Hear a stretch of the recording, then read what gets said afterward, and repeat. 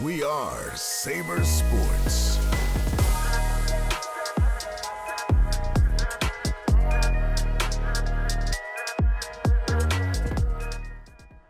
Welcome back to Saber Sports for your favorite sports. I'm Simone Steffen.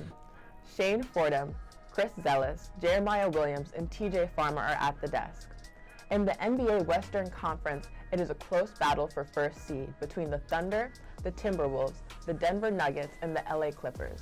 Shane, between these four teams, who is your favorite to win in the West? Well, my favorites for the West, and I want to acknowledge the Timberwolves. I want to acknowledge the Thunder, but they're young teams. In terms of making a playoff run, that takes experience. It takes championship DNA. I think they will get there eventually. But in terms of my favorites to win the West, make it the whole way, I got to go with the Nuggets. I got to go with the reigning champs, the Nuggets. Jokic, he doesn't get hurt. He's always durable and available, which is one of the two things you need in a franchise guy, future Hall of Famer. He's always available, and he gets better as the playoff progresses. And the same can be said with that whole team because they move with him. Jamal Murray elevates his play in the playoffs. Aaron Gordon gets better in the playoffs. MPJ did a better job in the playoffs last season than in the past. So I feel like with that core group of guys, with the bench they have, they still have everything they need to win a championship. They got defense. We know they can rebound. We know they know how to run the floor. I got to go with the Nuggets. But I feel like the Clippers are right there if James Harden can stay healthy and if he shows up in the playoffs, because we know, at least in Philly, which is why I'm happy we got him up out of there, he disappears in the playoffs and he could, and I'm not saying he will do that this year, but he quit on the Sixers in the playoffs last year. So I feel like it's going to come down to what version of James Harden are we going to see in the playoffs. He's done a good job, playing his role within the offense, scoring when they need him to, facilitating when they need him to. But I feel like this is even better for a situation for him because there's not as much on his shoulders when he's sharing the court with Kawhi, PG, and Russ, who has found his spot in LA. So I feel like if those guys can stay healthy, which they have so far this season, I feel like the Clippers are right there, but my favorites are the Nuggets. I just read my notes, brother. I'm going to agree with you as far as like the Thunder and the Timberwolves being very young teams. While I do like SGA MVP candidate, Anthony Edwards is showing us like he's ascending to that superstar level. I just don't think they have it. And you could take the Kings last year, for example. They were the 2 seed. They came in strong. They played the Warriors, though. Guys who have proven they get it done. They know how to handle a 7-game series and how to make their bodies last for that entire stretch. I think the Clippers have all the pieces, so they're my favorites. Yeah. You bring up James Harden, and like you said, there's way more weight taken off his shoulders. He's not the main guy. He doesn't have to go for 30 and dribble the air out the ball no more. They have Kawhi, one of the greatest two-way players we've ever seen. He's proven he can get it done in Toronto. He can get it done in San Antonio. So he has that winning culture, that winning mindset. You have Paul George. Paul George has been waiting for his time to really, They have a lot of pieces and so much on their backs. And the main thing that stopped them from winning a championship in past years, in my mind, is the health. And again, they're proving that they're healthy this year, and they can make it through the season, and they can last. So I think the Clippers really get it done this year, and they come out the West. Playoffs, talking about matchups, 7-game series. Granted, I don't trust the Thunder at all. I don't trust the Timberwolves because they're young. I don't care. You can be the number 1 and 2 seed, but it's all about matchups. Who do you have to go up against? Who's going to key on you? Who are you not going to be able to stop? Obviously, Thunder and Timberwolves are young. I just don't trust them. But one team I do trust is, like you said, Clippers. I'm going to have to agree with you. It's a 4-headed monster. And, with Russell Westbrook, James Harden, Kawhi Leonard, Paul George. It's crazy, and I don't know if we talk about this a lot, but you have 4 guys on those teams that could go for 35 any given night. And that's scary because you don't know if one of them can pop off and go for 40. You don't know if Westbrook can have a crazy triple-double and win the game. You also have 2 two-way defenders that are still capable of stopping a number 1 option. So you look at all those factors, and then you also got to look at who do you have as your head coach. Tyronn Lue, which I think he is the best basketball coach in the NBA today. Definitely. So when you have those pieces, you have that coach, you're able to key on the players and matchups, and it gets very scary when it's time to go to the playoffs because the Clippers can really beat anybody because of who they have and what the pieces they have and the people surrounding them. So Clippers are going the farthest for sure. I'm gonna agree with my boy Shane. Man, read my notes, something like that, because I got the Nuggets too. I've been cheating off you. Again, you talk Joker, Murray, Porter, Aaron Gordon. I mean, they have exactly what they need. They have the same team they had. The same exact. last year. Right. Minus Brown. Yeah, minus Brown. When you talk about winning a championship and winning in the playoffs, you got to have experience, you got to have health, and you have to have an understanding of what your role is on that team. I think this team knows exactly what everybody's role is, and they know when it comes playoff time, this ball is going to Jokic, and then it's going to go to Murray, and we're going to run the offense through those two, and everybody's going to help and fit in where they need to fit in at. One question I have for the Clippers is, when those pressure situations hit in the playoffs, who are they going to? Are they going to be clashing heads between Harden and Paul George, or Russell and Kawhi? Who gets the ball in those situations? Is it who's hot? Or is it a guy that might not be hot but think he's the number one option? Does he think he needs to get the ball? How does Tyronn Lue handle those pressure situations to keep this team together in playoffs? Because you got to think, in playoffs, you can't have ego. You can't have none of that. You got to win 7 games against a really good team that's going to know what you're doing, and you got to be able to perform every night. So that's the only question I have for the Clippers, and that's why I have the Nuggets as my favorite to come out the West. Absolutely. And I want to bring up, I'm going to kind of build off you, Chris. You know, the Clippers team looks good right now because they're flowing well as a system. Yeah. You know, James Harden, he has the freedom to be a scorer on given nights, but sometimes he has to become more of a role player on certain nights when Kawhi is hot, PG is hot. You know, Russ may be hot on a night, you know, always being involved, but he'll have his nights as well. Right. But James Harden, the reason why he was unhappy in Philly is because he was unhappy with having to share the ball. He didn't like being a system player. Like, remember what he said?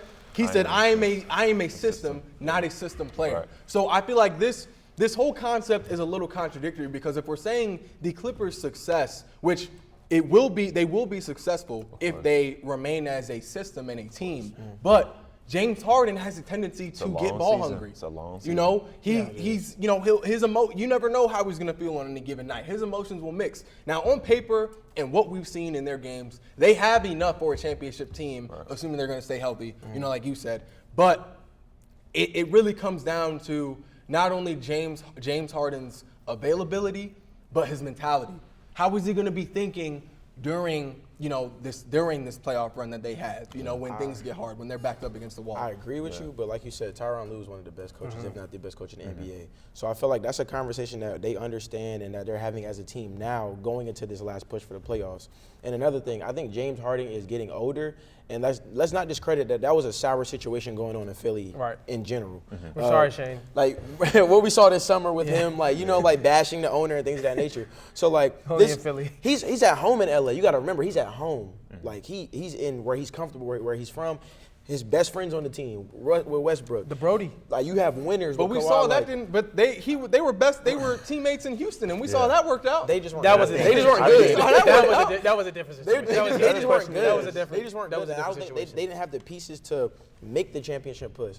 But also in the same way, I want to turn it back to the younger teams, and I really feel like this is becoming a young man's league, and we're really seeing a tide in like how the players that we grew up with, they're on the back end of their careers, of course. This is sad. Like, I would not be surprised if mainly the Thunder showed us like, yeah, we're young, we're inexperienced, but that doesn't mean we can't beat these guys. And I think you gotta think some of these Thunder players that's been on the roster for a couple more years, they played with Chris Paul and went on that crazy playoff run in the bubble. So like, the entire team is not inexperienced. They're young, but you have a leader in SGA that shows like, hey, I'm young, but I'm an MVP candidate. I can be on the same level with these guys. And like he drops the same stat line every night. Like At the 31. end of the day, I don't think any of these teams we named had an answer for number 15 in Denver. You're right. I think it's number 15, but also in combination with Jamal Murray. Right. You know, because I mean, they're the best duo in basketball right now. I feel like they've earned that right. You know, the way they can play off of each other. You know, they may not play the best defense as a unit, but in terms of, if we're ranking them in terms of duos in the league,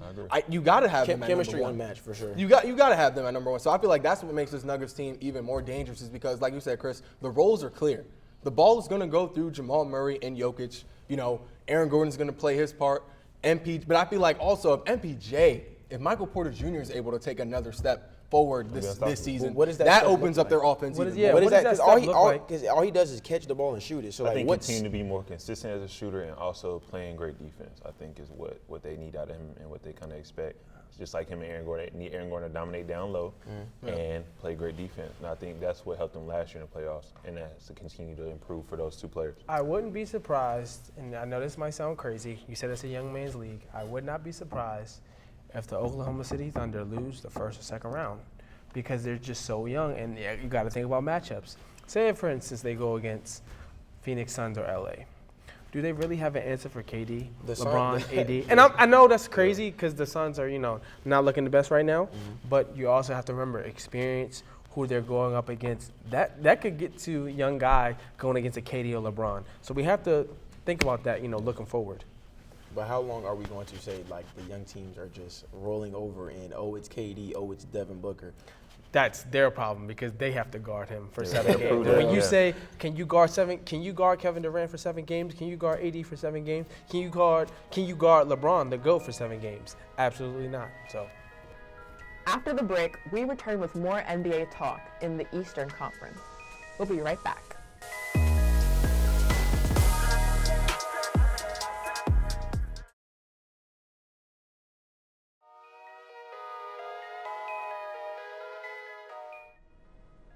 The Celtics, Sixers, and Bucks are all in position to win it all this year.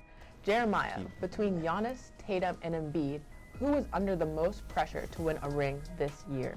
CD, thanks, Simone. With this, right, it's kind of simple because we all know the right answer to this is Joel Embiid. He's 29 years old. He's the only MVP to not make it to the conference finals. That's a problem. You're a big man. You're the most dominant big man in the NBA, and you still haven't, reached it to a certain level. That's a problem. He has the most pressure to win because he has not shown up. And every time he's shown up, something's gone wrong. Maybe he's been injured. Something didn't go his way. Something did not go his way. Absolutely. But it's time to put, I don't want to say the blame, it's time to put the pressure on Joel Embiid because you're 7-2. Get your butt in the paint, go to work, figure out a way to get to the conference finals, figure out a way to go to the NBA finals. So I'm looking at you, Shane, Joel Embiid. I ain't mad at you. Okay. I ain't mad at you. I ain't mad at you at all. We're going to try to look to Boston. I'm going to look at number 0, Jason Tatum. 27 points per game, 8.5 rebounds, 5 assists. I feel like every year, those are his numbers. We're looking at amazing numbers. 4 Eastern Conference Finals appearances, 1 win, 1 Finals appearance, 1 loss. He can't get over the hump. Jason Tatum is like Josh Allen to me almost. Amazing talent, elite talent in the league, no doubt about it, superstar. But he has to win. I like that. I think we're at the point now with Jason Tatum where it's like if you really want to be great and move up to the upper echelon of NBA players, elite talent, Hall of Famers, you got to win. It's not like he hasn't had good coaching. It's not like he hasn't had good players around him. You got to get it done. I understand using the East when you had to go against LeBron a couple of times. You had to see the Warriors in the finals.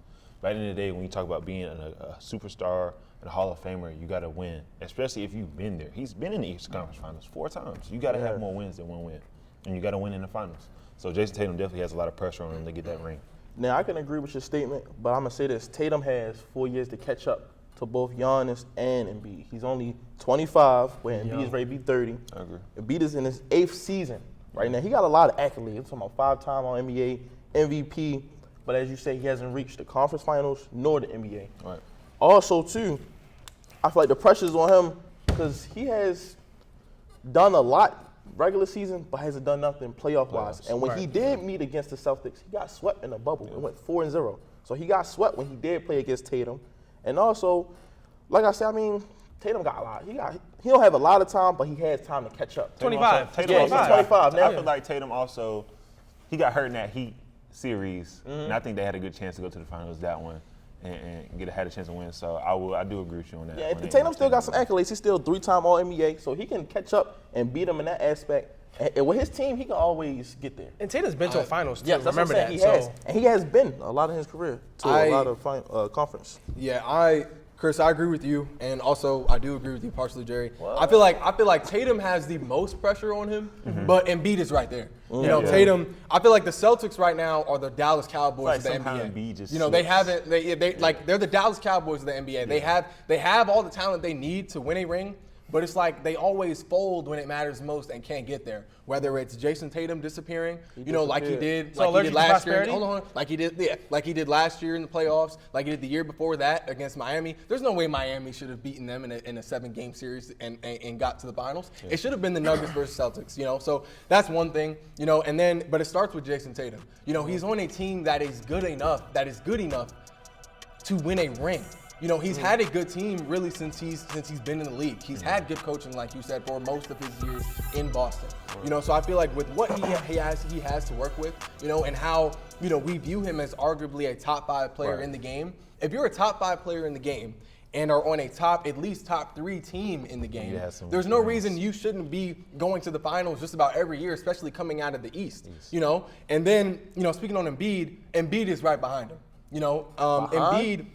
Embiid is right behind him. He has about either the same amount of pressure on him or a little less because of how great he has proven to be during the regular season. Getting his MVP now, he's higher in the all-time rankings. But Embiid plays his best basketball when nothing is on the line. Yeah, he plays his best basketball in the playoffs when nothing is on the line. So he's hardly available in the playoffs. He's shown, and when he's available, he's shown to play horribly in Game 7 situations where their back is against. But what is it when Embiid disappears? You brought up how Tatum disappears. Embiid, if you look at his playoff history, he did not play in a lot of them games. He disappears in a lot of them series. But the Celtics have been first in the East all season, just like they were last year. He has been in the league longer, though. But the Sixers weren't as talented. He has been in the league longer as well. Right, but he hasn't had the same team that Tatum has over the years. I think Shane is not saying that Embiid does not have pressure on that. When he says right behind Tatum, I think he means it because when you look at who the spotlight is on, the Celtics, they always have a great roster. They're always the first seed, second seed. I think people kind of get into making excuses for Embiid. Oh, maybe he doesn't have the best roster. He's hurt. Mm-hmm. So I think Jason Tatum definitely has more spotlight on him, and that's why I feel like that adds to pressure, of course. Right. Like when you think about people saying, why does LeBron always have the spotlight's always on LeBron? Mm-hmm. Doesn't matter what team he's on, he's expected to win. Right. When you showcase that you're elite talent, that you can produce, people want to see that at all times, especially when you have a good roster and you're always in that position to succeed. Again, when we talk about being to the Eastern Conference Finals, being to the finals, when you get to those points, they want you to prove, okay, I am this top tier player. But what about when you got an MVP, a top 3 big man in the league for the last few years? What is the argument then? Because he has not even made it to the conference. No, I agree that Embiid definitely. That's why I'm lost. And that's why there's definitely pressure on Embiid. But I'm saying the Celtics have more. And I like your comparison with Josh Allen and Jason Tatum. But I'm gonna elaborate on my Cowboys, my correlation, because the Cowboys, like I said, have always had talent to at least go to the conference championship finals game, and they haven't been. And we know they haven't won a ring since like the 1990s, back when Troy Aikman was their QB. But so what I'm saying for the Celtics is they have all the tools they need. I'm gonna take it a step further and compare Jason Tatum and Dak Prescott. Whoa! Dak Prescott. Time out. Hold on, listen. Whoa. Hear me out. I don't like that one. Dak Prescott has all the tools he needed to win a Super Bowl this year. He had the offensive tools. He had the defense. The defense that was winning them games. The defense that was winning them games a lot this season. They do a great job at drafting players. Just like the Celtics always do a great job of surrounding Tatum with his talent, bringing in KP, bringing in Drew Holiday, making them even a better defensive team than they were last year, but also being able to score with Drew Holiday being a two-way player. And also you have to look at granted, I understand the Cowboy correlation, but with the Celtics too, you got to look at they have a great roster. People don't talk about how special their roster is. Exactly. You have Drew Holiday, Jason Tatum, Jaylen Brown, and Porzingis, and I feel like Porzingis is the X factor because if he can give you 20 points a night, that's good. But if he can show up defensively, that can help Tatum, elevate his game during that time. But it starts with Tatum because pressure is. I also pair pressure with responsibility. Right. Jason Tatum is not only responsible for performing offensively, but he's also, if not their best defender, he's one of their best defenders on the team. Him and Drew Holiday. So it's on him to both perform on both sides of the ball, offensively and defensively, while being on the best team in the East. They have. I mean, granted, Jason Tatum has to get it done this year, but Joel Embiid too. And this is also like another thing. I know we always mention this. I wish Jimmy Butler was still in Philly because this would really help Joel Embiid get to that, elevate his next level and get. But to you don't think he gets played out MVP for the last 2-3 seasons? He has been in a runner-up. And if he has not already made it. You don't think it gets tiring after a while? Like, you have not made it there. You keep getting ran out in the beginning of the playoffs. So, you know, I love the Tatum argument, no doubt. But all them years in the league, is no way. And he is right there with him. After the break, we switch over to the NFL with the 49ers' head-scratching Super Bowl loss to the Chiefs. We'll be right back.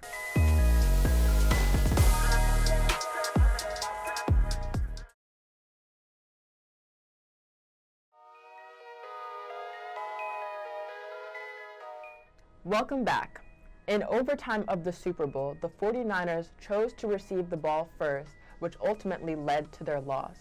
The team reportedly was unaware of the new postseason rules that said that each team gets possession instead of the normal sudden death. Chris, who do you think is to blame for the 49ers' loss? So the 49ers loss in this Super Bowl came down to a couple of things for me.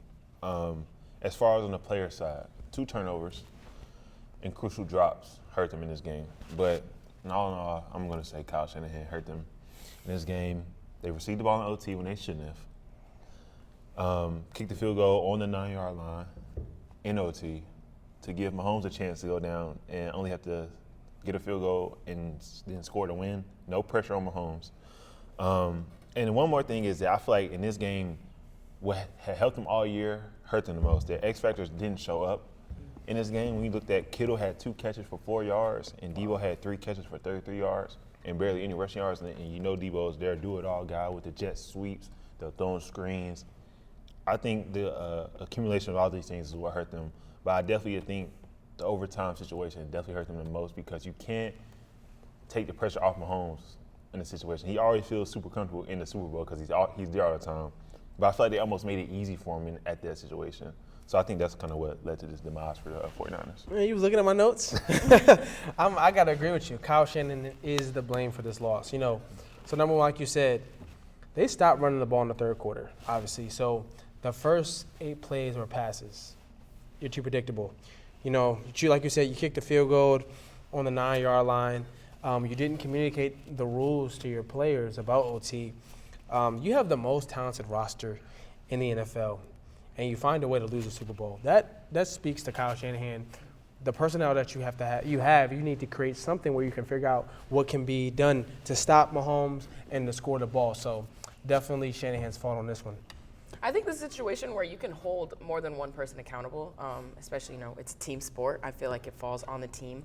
When we're looking at the overtime rules, I think that, you know, these players, this is their career, this is their job, this is what they get paid to do, and for them not to know what the rules are and for everyone to be so confused just shows an overall lack of preparation for this game, which I feel also translated into their play that we saw on the field. And I think that Andy Reid made sure his team was prepared, and that translated as we saw who came out on top. And I just think the 49ers didn't want it bad enough, and they didn't deserve to win. Yeah, my response to the question is, were y'all living under a rock for the past season? Did we not just go over the great news that postseason overtimes will not be conducted the same as regular season overtimes? Yeah, facts. You know, I feel like everybody, that should have been on everybody's radar right after that AFC Championship shootout between the Bills and the Chiefs a couple years ago. I feel like, that's news everybody was buzzing about. So my question is, how does that now escape your mind at the most important moment in the season? It's overtime in the Super Bowl. It doesn't get bigger than that. As a head coach, Shanahan, how do you not understand that rule? How do you not remember that at this moment in the game? There's no that's a totally different game if they elect to kick instead of receive. You're giving Patrick Mahomes the ball on the back end of overtime. What did you think was going to happen? What did you think was going to happen? But then, I'm not letting the players slide either. Y'all are grown men. Y'all are all professional athletes, just like you said, Peyton. Nobody thought to speak up. Hey, coach, we actually get another possession here. None of the coordinators thought to say anything in their coaching meeting that week. There was no communication here. So I definitely I'm not blaming one person, like you said. I definitely think Kyle Shanahan, as the head coach, is going to deserves the blunt of this. Right. But everybody gets the blame. Everybody grown on that sideline who can read, who has the ability to read and comprehend information, deserves blame. But I'm also going to credit the Chiefs' defense. The Chiefs' defense is a big reason why they lost as well. Like, you had, like, their best O-lineman, Trent Williams, was getting bullied by DBs, was getting bullied by McDuffie. He was getting stuck at the line by the D lineman. He got put in Purdy's lap one play. Like, the Chiefs' defense, they showed us the type of defense that they are. They showed us why they were one of the best defenses this year. This was, and we said this before the game. This was Patrick Mahomes' best defense that he has ever played with on the Chiefs, and they showed that. You know, they showed why they are second, they were second in sacks in the regular season. They showed why their secondary is, if not the best secondary in the league, at least top 3 of the best secondaries in the league. You know, their linebackers were on point. Everybody on the Chiefs, on the defensive side of the ball for the Chiefs, were on one accord, and that's why the 49ers And to lost. support that point, the Chiefs made the 49ers uncomfortable. Purdy threw the ball 38 times in the Super Bowl. McCaffrey had 80 yards rushing. McCaffrey should have had 30 attempts in the Super Bowl. He is the best player on that field. Why does he not have 30 carries? Right. The game that went to overtime. Kittle had 2 catches. Debo had 3 catches. They made the 49ers change their complete game, what they had been doing all season long. We're going to get the ball to our playmakers and let them go. See, and after all that trash, Debo was talking about the Eagles too before the Super Bowl.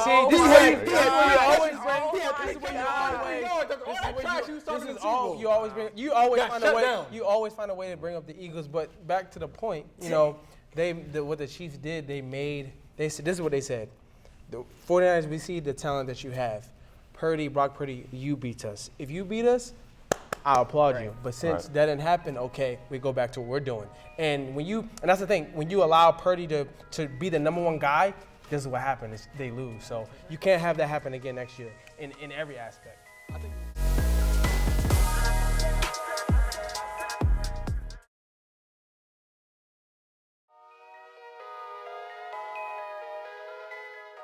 That's all I've been doing for the last 30 years is coaching. And those 30 years have brought many, many, many titles. My name is Maurice Pierce. I'm the director of track and field here at Hampton University. And while success may seem easy for Coach Pierce, it took years of hard work, dedication, and the help of a couple of people along the road. Coaches, whether they were my youth league coaches, middle school coaches, or high school coaches, or college coaches, all played a significant role in the development of me. At that point, my why is always, I do it because somebody did it for me. And they did it for me, and I'm in the position I am now, is because they sacrificed their lives to make sure my life was successful. A native of Newport News, born and raised, the 757 is no stranger to Coach Pierce. I like to think that my role into coaching allowed me to be successful because of the blueprint by some other high school coaches here, professional coaches that are here. So I just followed suit and tried my best to continue to follow greatness. I don't know if I can continue for 25 more years, but that's my goal, to uphold the standard. While those 25 years may or may not happen, Maurice Pierce's impact as a coach, mentor, and leader will last for years to come. From Holland Hall, I'm Jonathan Ward, here with Saber Sports. Thanks, Jonathan. That's all we have for today's show. Make sure to tune in next week to Saber Sports for your favorite sports.